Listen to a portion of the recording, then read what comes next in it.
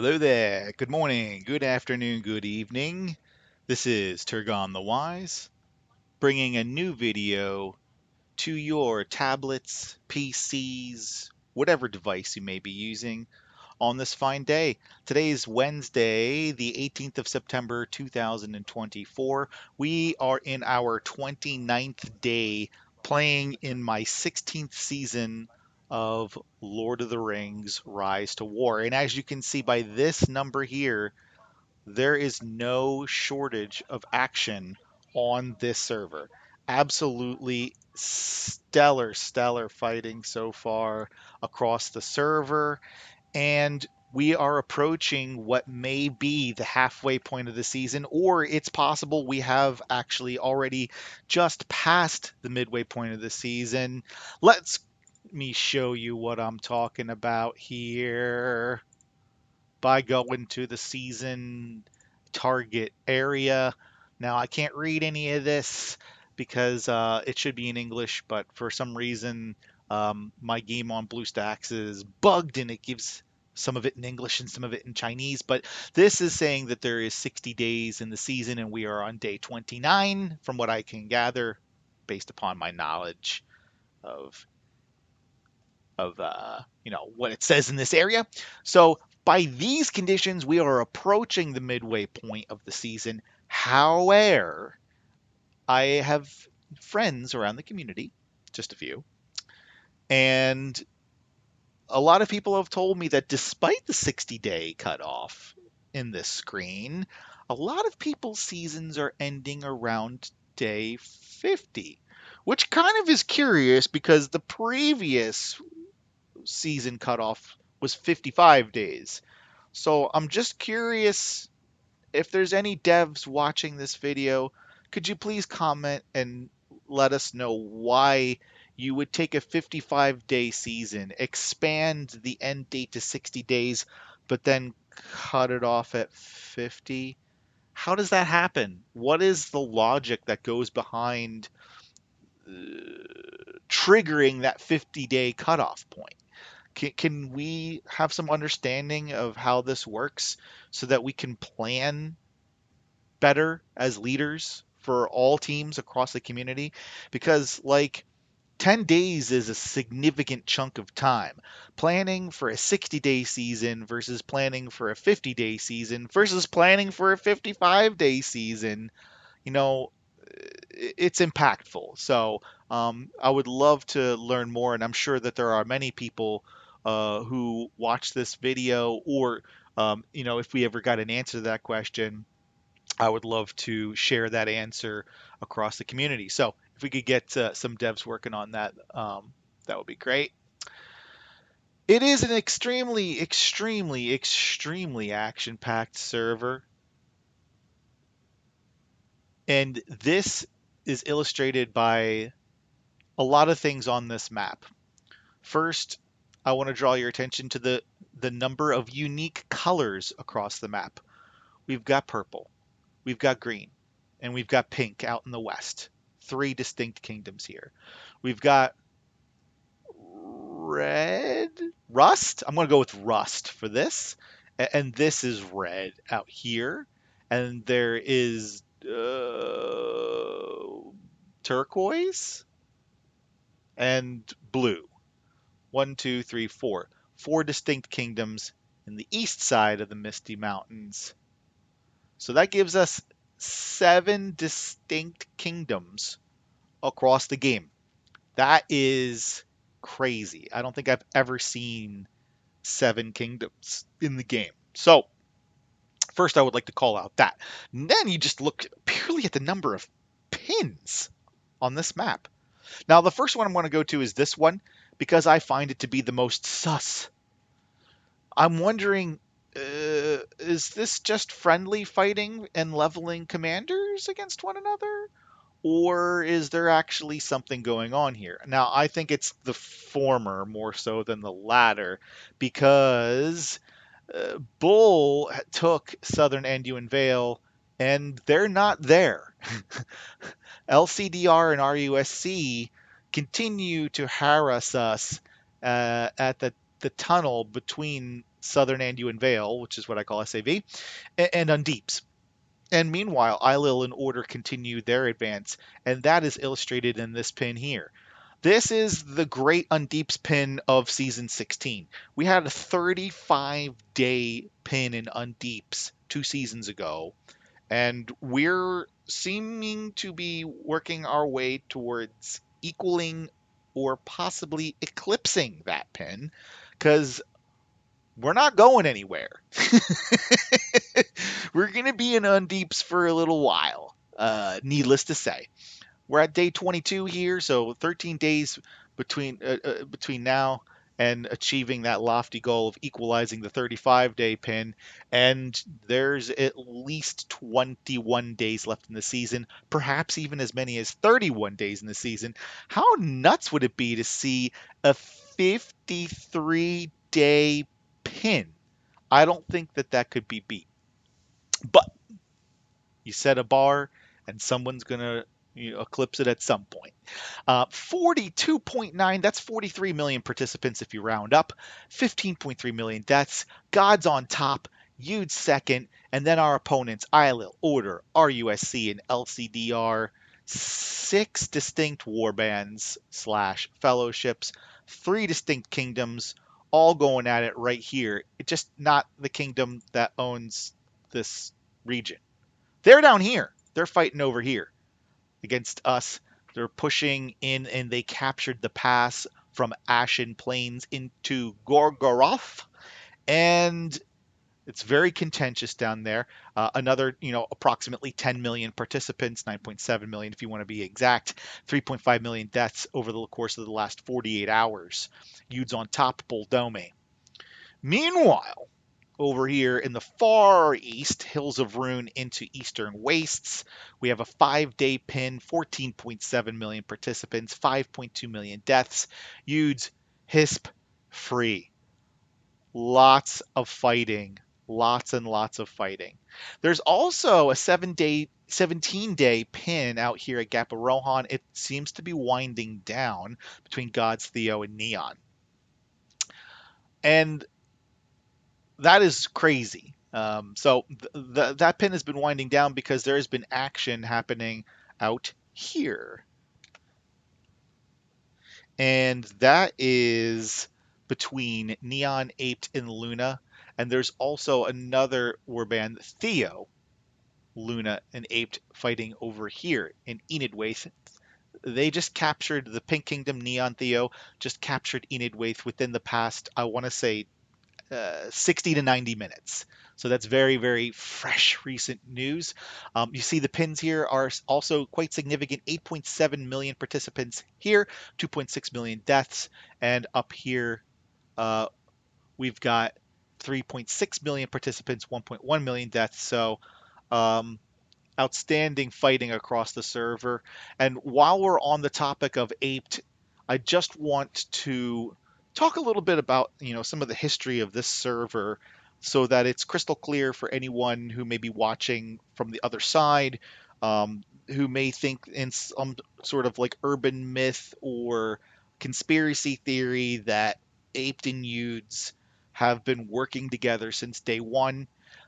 We talk, but I think it's important to highlight the independence and the independent actions of these teams, um, just to kind of dispel that this notion that I've heard possibly that some teams believe we sent apes out there to do this, which is unequivocally false.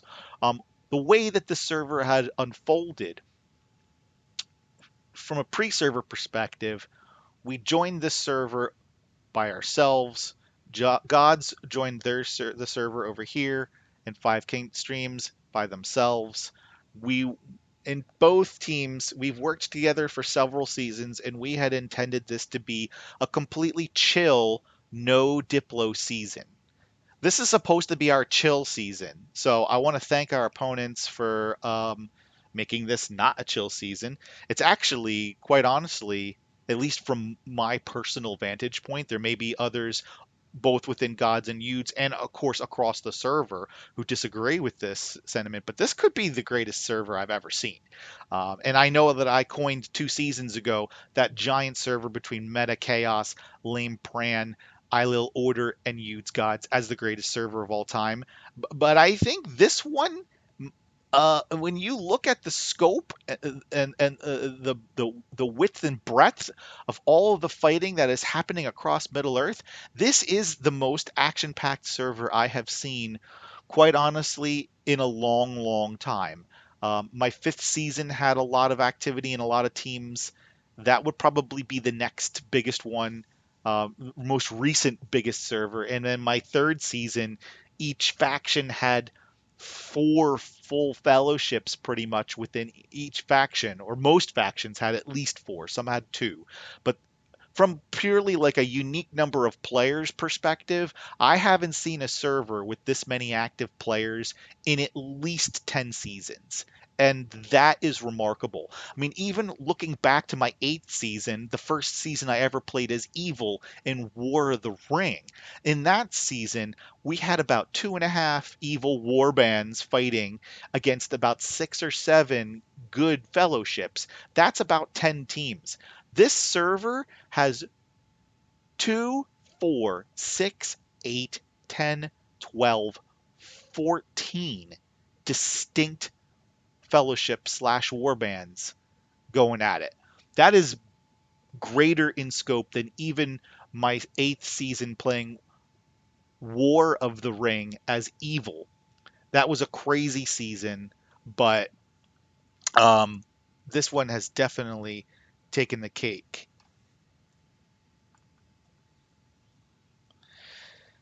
So, at any rate, just talking about, generally across this, I want to go back to the ape situation. So, we started the season and apes were in Darkland with us, and we were kind of trying not to be enemies or get in each other's way.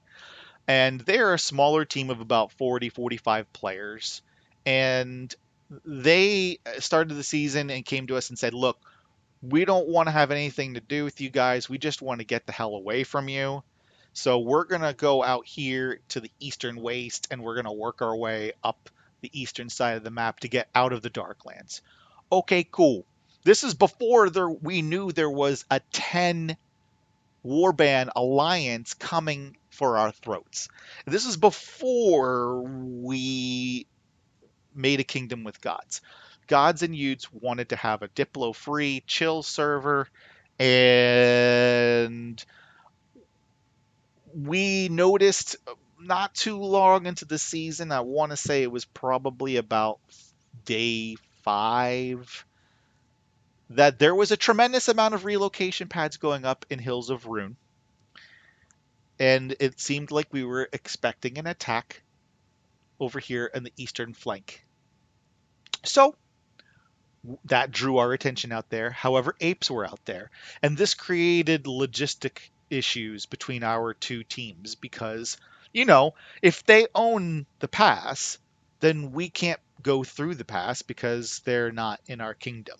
They weren't our partners at that point. It showed as red for us. So what we did to kind of mitigate those logistic issues was we brought apes on board into our kingdom, um, so that it would make it a little bit easier for us to operate out here in the east. Again, at this point in the season, we had no idea there was 10 teams coming for our throats, all coordinated and working together. So it seemed to be a pretty, logical thing to do, and it worked out pretty well. We were able to operate and even push. We got pretty close to the Hills of Rune Keep, but we learned that that was when we first learned the incredible tiling prowess of the Hispan free warbands. They're amazing tilers. They're tenacious. They're extremely active. My hat's off to them for all the work that they have done this season, to be honest. But despite all that, we were not able to take the keep and we got pushed back. And it didn't seem like it was tenable to continue out here. So we started noticing all the other teams coming at us, and like heard of this giant coalition against us. So we knew it wasn't going to long term be feasible to keep apes in our kingdom. It was kind of something that we did temporarily. So around the 10th day of the season, I reached out to German. I said, "Look, bro, we need to kingdom with gods, and gods needs to kingdom with us, because we're seeing all these teams coming at us, and there's just no way we're going to be able to survive if we don't join forces together, gods and youths again." And Germ was a shout out to Germ, of course. Yeah, Germ was extremely understanding and gracious. What a great diplomat and person to collaborate with. We have great respect for them, but they're not a proxy for us by any stretch of the imagination. So I made this suggestion to Germ, like, hey, it's going to get really, really contentious out here in the East. I don't see Hisp and Free ever taking their foot off the gas pedal. I don't see an opportunity for you to succeed in your plan to escape up the East here. To get out of the Darklands, your best bet is probably to just straight up take your team and change your spawn region. Go out somewhere in the west. There's some smaller teams out in the west that have like an equal number of players for you to enjoy some PvP with, and then you can be out of the way of this giant, for lack of a better term, gangbang in the center of the map. And he agreed that was the best course of action. And so he took his team and went out there, and they went out there and they did their thing for quite a while, which was really, really cool. And I hope that they all had fun. And ultimately, what resulted was the creation of this Purple Kingdom, and they decided to hit Neon. Obviously, attacking Green probably would not be prudent, considering the Isle and Order are two extremely active and whaled out teams. That would basically put them in the same situation as if they had tried to like fight against us over here. They don't want to draw, they didn't want to draw our attention. They don't want to draw their attention. So this fight over here is pretty organic in nature. Neon being, I believe, a team that has only completed something like 5 seasons. But they still have the numbers on them. And as you can see, they're succeeding in pushing into this Blue Mountains kingdom over here. What's the name of this kingdom? The Cledocracy. That reminds me of the Legacy. I had no idea that that was their name. That's pretty cool, actually. So I guess I can understand why they would draw some parallels with us based upon this name, because that's pretty funny. Because we are Legacy. That's so funny. I just noticed that. So, at any rate, I just wanted to kind of dispel these rumors that if there are any. I mean, no one's came to me asking, but I hear things. I talk with different people. I see things in different chats, and I just wanted to make sure that it was abundantly clear that apes and Luna are not by any stretch of the imagination a proxy for youths and gods. Do we talk? Yes, but do we really collaborate together and plan together? Uh, I don't think so. I mean, we haven't reached out or talked to them much recently, so this has been kind of organic choices for them to make out here in the West, and that has been helpful for us in the core, indirectly by drawing attention away from this crossing. I'm sure at some point Theo and Neon will finish up with whatever their mission is out here and return their attention towards their 10-team coalition. I guarantee that the 8v2 uh, is still just as exciting for us as 10v2. So that's what's kind of gives you a history of how this server has developed from a diplomatic standpoint, from a military standpoint, and it's just been absolutely a blast. Before I sign off, I want to do a couple of other things. One being, let's take a look at some reports. Oh, I lost my second army out here. Mom Lover. That's an interesting name. Does that adhere to community guidelines? I don't know. That's borderline.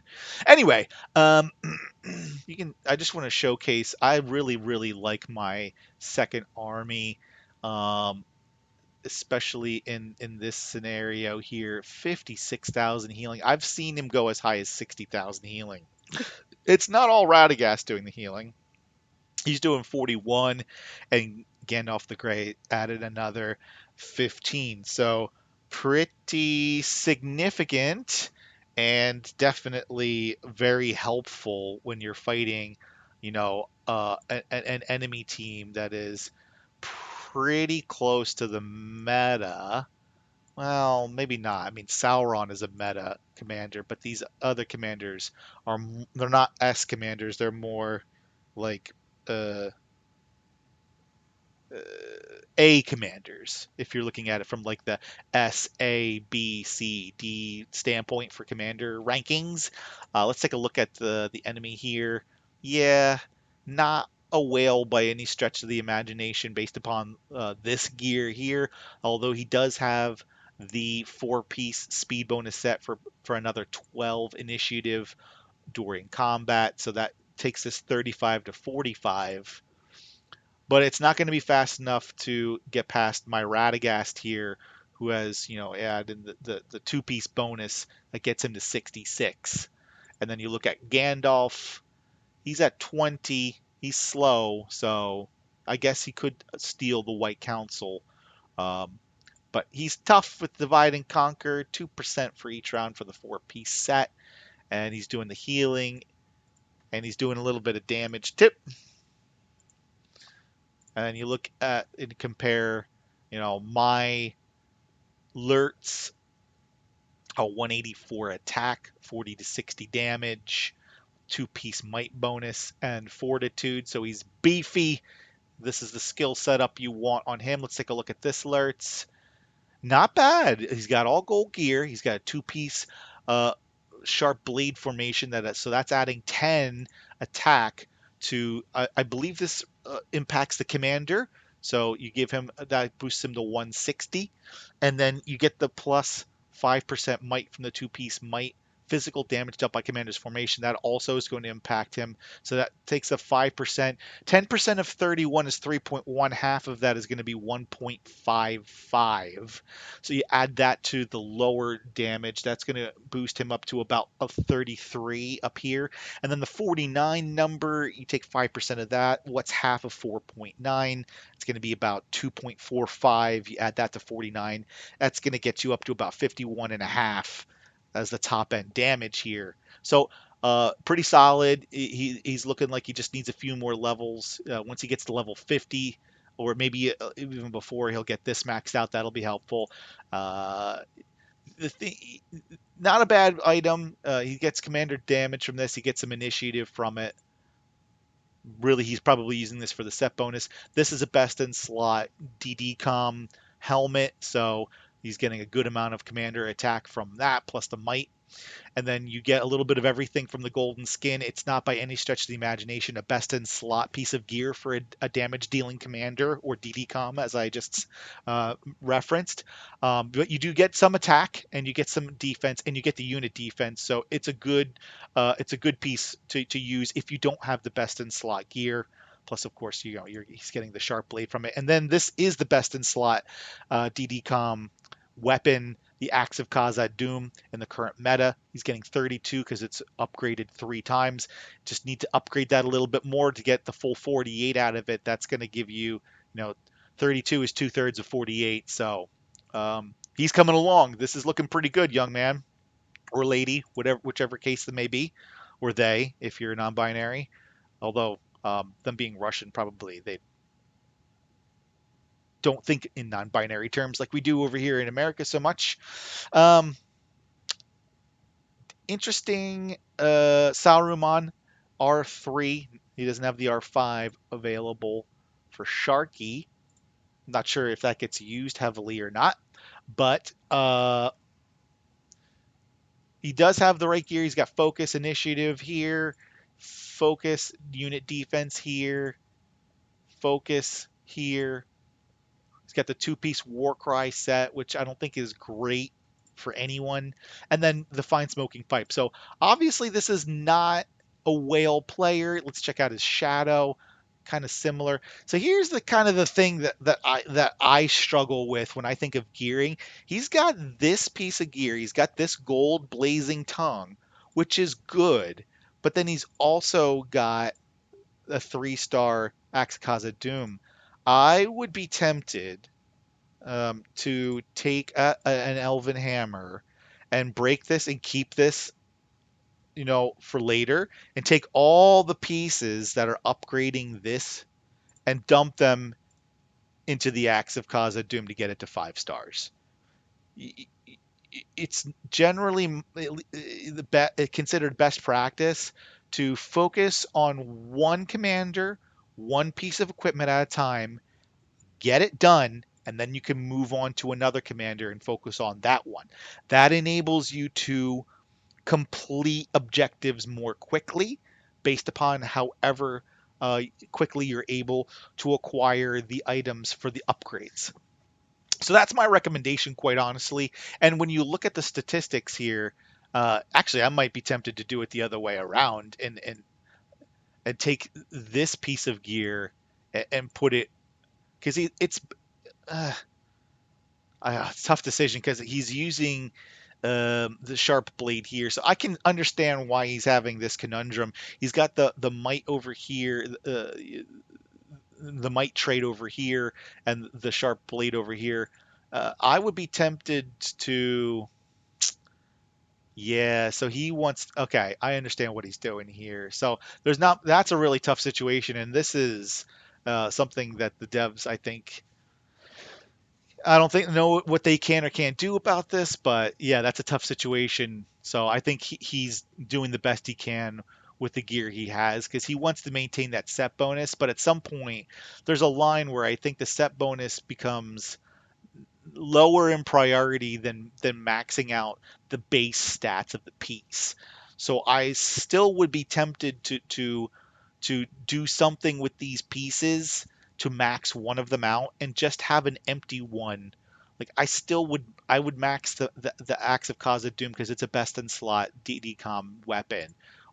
Whereas the Blazing Tongue is not. You can still leverage the Blazing Tongue, Might Blazing Tongue, for the set bonus here. Uh, but it's tough because you see like he's getting more output out of his shadow than his alerts. So it's really challenging decisions to make when you're in this kind of a situation, especially during a season like this where they're facing a team like Yudes and Gods. So I appreciate the position that you're in, and I think you're doing the best you can. And carry on, good sir. All right, so let's look at this because honestly, I have a really strong A formation. And this guy makes me look bad. Partially, it's because I guess he has the RSS to field cavalry, which must be really nice. Um, and also, I mean, when you look at Mr. Slay's commanders, he is definitely a more thick Kraken than I am. Like, this is an amazing Sauron. He's tanky from the defense and the command. 680 command on Sauron, quite frankly, is disgusting. And then you look at the 35 speed plus the 2-piece agility set bonus, that gets him up to 40 speed, which isn't fast by Sauron standards, but it's faster than all the other Saurons that go for the tanky build. He gets another 36 defense from the Durin's plate. He gets another 18 defense from the High Elf helmet and 6 initiative. He gets another 18 defense here. So he's doing a really nice hybrid build here.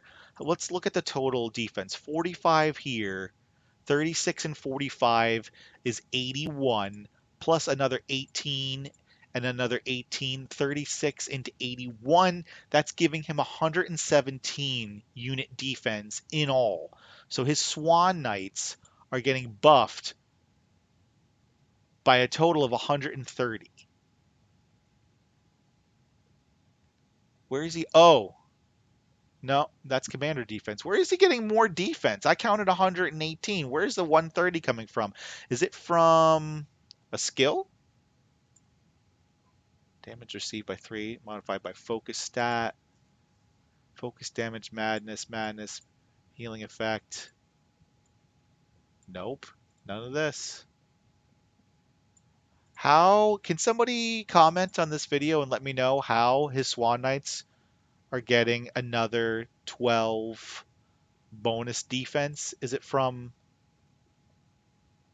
defense plus 20 during the first 3 rounds? So that boosts this defense up to 190, but that's not answering the base stat question. Damage received negative 2%. How is he getting an extra 12 bonus defense on his Swan Knights? Let me count this again. 45. Hold on. I'll pull out my trusty calculator.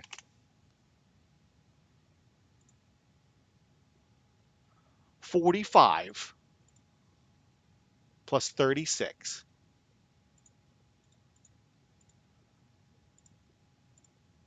plus 18 times 2, which is 36. That's 117. Wow, I couldn't even do math in my head before. I was off by 1. I said 118. 106. So he has an extra 13. Where is that 13 defense coming from, bro? Because this is commander defense here and unit attack. Where is that 13 defense coming from? I don't see it. So, oh, you know what? I bet you it's coming from. It's coming from this. It's not the countering. It's from using all medium units. I believe all medium units, the bonus is plus 12 or plus 13 defense. So that's where it's coming from.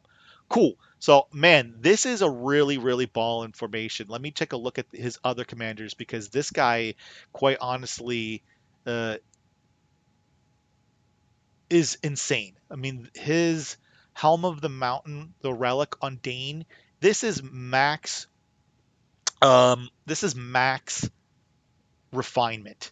So he is dumped like it's 60 mithril to unlock the relic. It's 60 to take it from refine 0 to 1, and from refine 1 to 2, another 60. So that's 180 mithril in all. And then it's 120 mithril to go from 2 to 3 and from 3 to 4. So that's another 240 on top of the 180. So to get it to level 4 from nothing costs 240 plus 180, that's 420 mithril, and then 180 more mithril to get it maxed out from 420. That's 600 mithril. That's insane.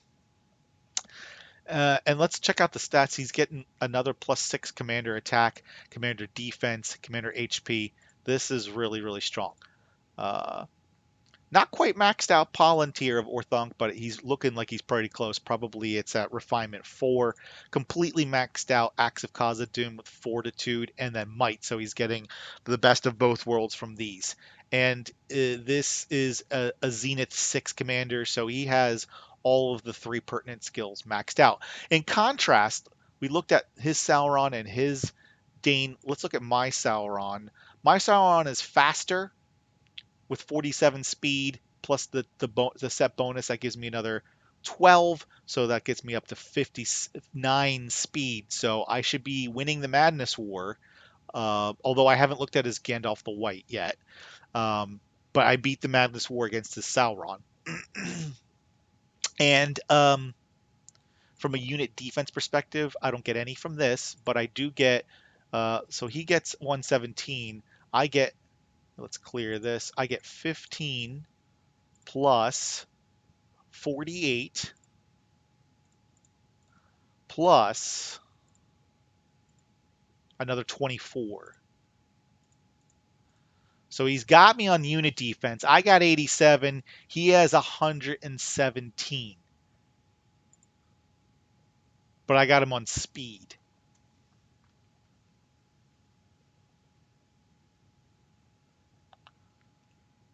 So my defense is far lower on my Guardians than it is on his Swans. But my speed is higher. Not on the unit, but on the commander. And then let's look at my Dane, which did absolutely nothing this fight. Now, my Dane is a kind of a wonky Dane. I don't use any best in slot equipment on him other than the Cask of Pride helmet. I use instead of the S equipment, I use the A equipment. I use the commander's the black bow, which gives him damage. It's 49 instead of it's 39 instead of 48, and I like the perseverance a lot on him. However, I might be tempted to, after a report like this, to go with my Bayorn gear. Let me finish showing you this. So I also get High Elf Hallbreak 48 and the Drums of Barad-dûr 36, um, which is 3/4 of the 48 that you get from the Palantir. And I don't have my relic max refined, but it is refined to 4, so it's still quite potent. And I've also gotten lucky and gotten 2 extra levels of commander attack on my relic, but I didn't get any defense. I got unit attack, which is 100% worthless. Otherwise, the other 3 points have gone into commander HP, which has been beneficial. I have 9,000 HP on my Dane. He has 7,000 on his. Must be nice to not need that. Okay, so let's take a look at his Gandalf the White. His Gandalf the White is fast as fuck, boy. 65 total speed between, he's got 55 here plus the set bonus. I'm sorry, it's 12 now, so it's 67 speed. By contrast, my Gandalf the White has the same. Well, no, I don't have the set, the 4-piece set speed bonus. I have the 2-piece set, so I get 60 speed. So let's see here. He gets a chance to stun from this. We're not using this. We're not using the. Yeah. Okay. So his Gandalf the White is outspeeding me.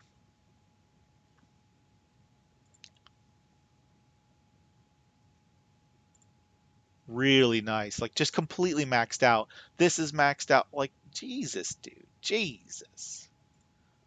What's my Gandalf the White? I'm 4. I haven't. So it's so hard sometimes. Like even if you have all the golds you need, it's so many gold pieces of gear to upgrade a relic. I believe it's 10. So it's like 10 pieces of gear worth getting a boost to one of these stats. That's what I struggle with when I think about dumping the golds into this. So yeah, let's look at the Bayorns now. His Bayorn is absolutely a one-man wrecking crew, 207 attack, 51 to 69 damage, maxed out speed Khazad Doom, so he's going from 45 to 50, plus the might, and he's getting the defense from, and the command from the Cask of Submerged Isle, and his relic is max upgraded with 1 extra level in commander attack, a lot in the unit attack. Bad luck there, mate, but uh, it doesn't seem like it's hurt you in this instance. For me, I run a very similar thing with speed and fortitude. So I go for more of a defense. Again, 4 upgrade here. And I'm also equally unlucky with the commander attack versus the unit attack getting upgraded on the relic. I'm also using Cask of Submerged Isle. It is not quite max refined. I believe it is at 4 out of 5. So here's the battle of the Krakens here for you to see. And in this situation, I lost. But I didn't have a totally bad day. Let's take a look at this butte here. So you can see kind of, the 50 versus 43, 42. Absolutely massacred this guy. And then Hot Dog. That is a funny name. 49. Obviously, he was a little bit chewed up entering this fight, but even though he came into this fight chewed up, he got spit out real good. And then this guy again. Oh, different. Maybe it's a different guy. Maybe it's a different army. Let's check out the timestamps here. Oh 08, oh 08, oh 08. So all of these happened at the same second. And then I lost 6 seconds later against this dude, Vizio Cornios. It's pretty strong. This guy is definitely also very strong. And I just want to, Ilil and Order are very, very good teams. And I have a tremendous amount of respect for them, not only in terms of their gameplay and their ability in the game, their ability to fight, their strategy at a micro level, the way that they fight on the field, and their strategy at a macro level by I believe being the originators who created this massive 10 team coalition against us. Brilliant job this season, guys. I absolutely tip my cap to you. You're outstanding competitors, and you're good, honorable people. I'm going to just refill my army here and send them back out to go and die somewhere. And then we can take a look at some leaderboards. So let's just go up here and let's dump him up by the tunnel here just so we have some reinforcements. There's only a few armies up here, so I'm just kind of stationing him here to guard the back door for today.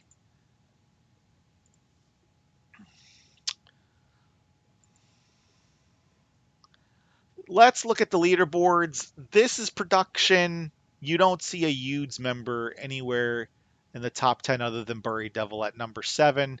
An outstanding player for Yudes. Bury Devil, cheers to you, brother. But when you look at the merit ranking, it's all Yudes and gods for quite a bit. And every single player on this list is a monster. The first non-Yudes or gods player, the top player in the Ilil Order Kingdom, I gotta tip my cat to G Unit. Outstanding, outstanding. And it's very different, obviously, the pool of opportunity for collecting merit for their side is drastically different than it is for our side. I mean, we're fighting 10 war bands across no fewer than 5 fronts. It's really intense. It's really, really intense. So all these folks that you see here, absolutely top-notch players. El Kamzor, another outstanding player for Order. I believe this is Bulg at 19, leading the way for Ilil. And you can see across the server, we already have almost 30 players. There's Mr. Slay coming in at number 30 with 3 million merit. And we're perhaps just over the halfway point of the season, or we're just about to approach the midway point of the season if we go the full 60 days.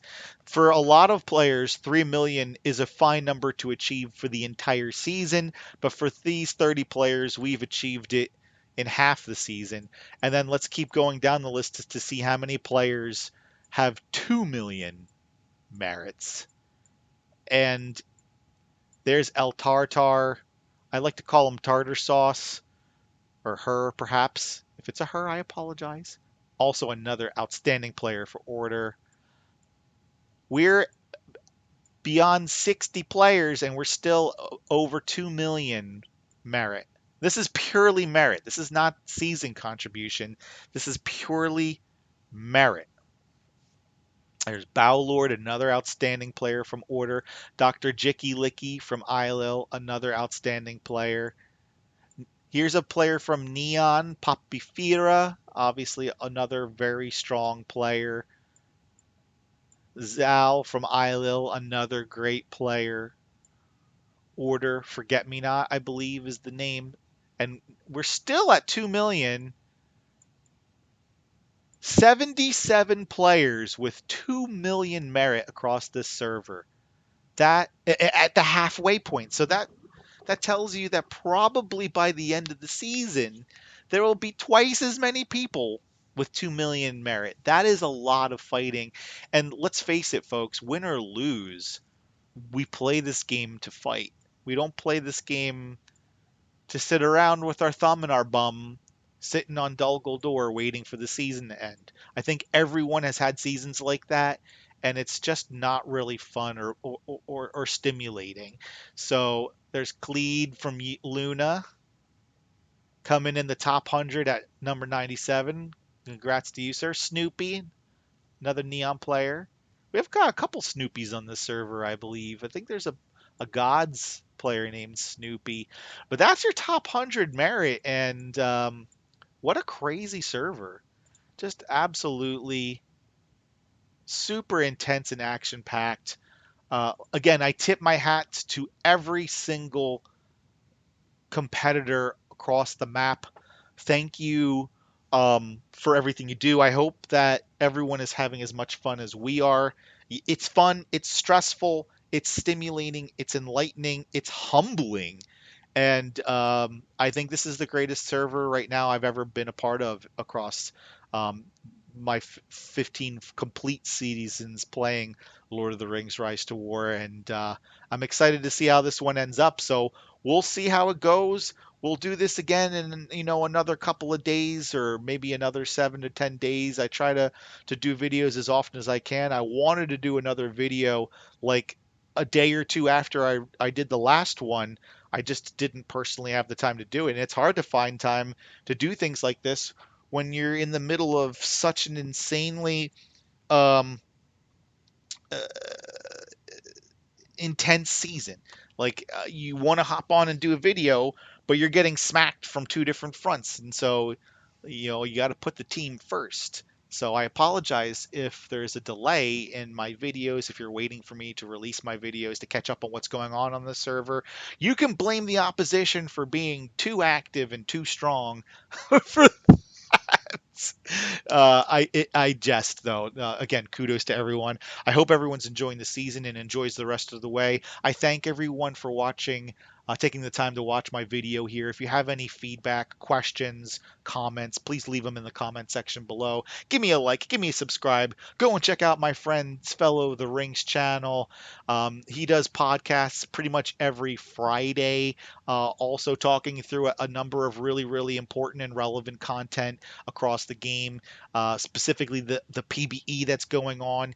There's been a lot of discussion about that. So if you're looking for in-depth information as to what's happening with the PBE, I highly recommend you check out Fellow of the Rings podcast Friday afternoons. Usually it starts around 1900 or 2000 UTC time, which is the in-game time. Again, thank you all for taking the time to watch my video. I appreciate you, and I wish you all well. Turgon the Wise, signing off. Take care. Stay well. Cheers.